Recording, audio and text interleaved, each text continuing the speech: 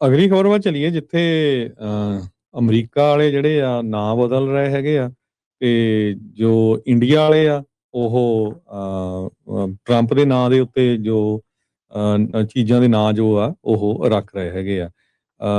America ਨੇ ਜਿਹੜੀ Indo Pacific ਕਰਕੇ ਇੱਕ ਇਹਨਾਂ ਦੀ ਜਿਹੜੀ ਜਥੇਬੰਦੀ ਜਿਹੜੀ ਕਮਾਂਡ ਡਿਫੈਂਸ ਸੈਂਟਰ ਦੀ ਸੀਗਾ ਆਰਗੇਨਾਈਜੇਸ਼ਨ ਸੀ ਜੀ, ਕਮਾਂਡ ਉਹਦਾ ਸੈਂਟਰ ਨਾਂ ਸੀਗਾ। ਬਦਲ ਕੇ ਜਿਹੜਾ ਹੁਣ ਯੂਐਸ ਪੈਸੀਫਿਕ ਕਮਾਂਡ ਰੱਖ ਦਿੱਤਾ ਆ। ਪਹਿਲਾਂ ਜਿਹੜਾ ਇੰਡੋ ਪੈਸੀਫਿਕ ਕਮਾਂਡ ਆ ਇਹਦੇ ਚੋਂ ਹੁਣ ਭਾਰਤ ਦਾ ਨਾਂ ਕੱਢ ਦਿੱਤਾ ਗਿਆ ਆ ਤੇ ਇਹ ਮੋਦੀ ਹੁਣੀ ਕੱਲ ਜੱਫੀਆਂ ਪਾ ਰਹੇ ਸੀ ਟਰੰਪ ਨੂੰ। ਇਹ ਕਮਾਂਡ ਜਿਹੜੀ ਆ 1947 ਦੇ ਵਿੱਚ ਪ੍ਰੈਜ਼ੀਡੈਂਟ ਹੈਨਰੀ ਟਰੂਮੈਨ ਨੇ ਬਣਾਈ ਸੀ ਤੇ ਉਸ ਟਾਈਮ ਦੇ ਉੱਤੇ ਇਹਦਾ ਨਾਂ ਇਹੀ ਸੀ ਯੂਐਸ ਪੈਸੀਫਿਕ ਕਮਾਂਡ। ਤੇ ਜਦੋਂ ਟਰੰਪ ਹੁਣੀ ਪਹਿਲੀ ਵਾਰੀ ਆਏ ਤੇ ਉਹ ਕਹਿੰਦੇ ਸੀ ਹੌਡੀ ਮੋਡੀ ਆ ਤੇ ਸਾਡੀ ਯਾਰੀ ਦੋਸਤੀ ਬਹੁਤ ਆ, ਇਹਦਾ ਨਾਂ ਬਦਲ ਕੇ ਇੰਡੋ ਪੈਸੀਫਿਕ ਕਮਾਂਡ ਰੱਖ ਦਿੱਤਾ ਸੀ।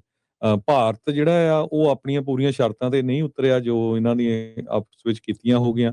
ਹੁਣ ਮੁੜ ਕੇ ਜਿਹੜਾ ਨਾਂ ਆ ਫਿਰ ਇਹ ਰਿਮੂਵ ਕਰਕੇ ਯੂਐਸ ਪੈਸੀਫਿਕ ਕਮਾਂਡ ਰੱਖ ਦਿੱਤਾ ਆ।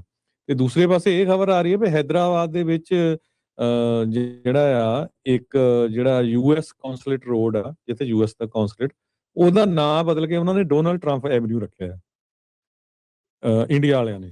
ਸੋ ਆਹ ਕੁਛ ਜਿਹੜਾ ਆ ਚੱਲ ਰਿਹਾ ਹੈਗਾ। ਯਾ ਸਮਿਟ ਦੇ ਉੱਤੇ ਜਦੋਂ ਸਾਰਿਆਂ ਨੇ ਫੋਟੋ ਖਿੱਚੀ ਜਾ ਰਹੀ ਸੀ, ਟਰੰਪ ਹੁਣੀ ਮੋਦੀ ਨੂੰ ਨਹੀਂ ਮਿਲੇ, ਉਧਰੋਂ ਉਦਾਂ ਹੀ ਜਿਹੜੇ ਉਹ ਲੰਘ ਗਏ। ਸੋ ਮੋਦੀ ਵਿਚਾਰਾ ਇੱਧਰ ਉੱਧਰ ਜਿਹੜਾ ਉਹ ਦੇਖਦਾ ਰਹਿ ਗਿਆ। ਸੋ ਅਮਰੀਕਾ ਨੂੰ ਲੁਭਾਉਣ ਦੇ ਪੂਰੇ ਯਤਨ ਭਾਰਤ ਦੁਆਰਾ ਕੀਤੇ ਜਿਹੜੇ ਉਹ ਜਾ ਰਹੇ ਆ।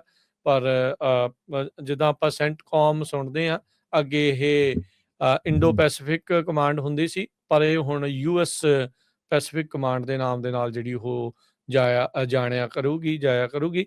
ਤੇ ਇੰਡੋ ਜਿਹੜਾ ਨਾਮ ਆ, ਇੰਡੀਆ ਵਾਲਾ ਨਾਮ ਆ, ਉਸ ਦੇ ਵਿੱਚੋਂ ਉਹਨਾਂ ਨੇ ਮਨਫੀ ਜਿਹੜਾ ਹੁਣ ਕਰ ਦਿੱਤਾ ਆ। ਇੰਡੀਆ ਦੇ ਵਿੱਚ ਇਸ ਚੀਜ਼ ਨੂੰ ਲੈ ਕੇ ਰੌਲਾ ਰੱਪਾ ਤਾਂ ਜਿਹੜਾ ਉਹ ਪੈ ਰਿਹਾ ਆ, ਪਰ ਆਪਾਂ ਨੂੰ ਪਤਾ ਹੀ ਆ ਵੀ ਉੱਥੇ ਕਿੰਨਾ ਕੁ ਜਿਹੜੀਆਂ ਇਹਨਾਂ ਚੀਜ਼ਾਂ ਦਾ ਅਸਰ ਆ ਉਹ ਦੇਖਦੇ ਹੁੰਦੇ ਆ।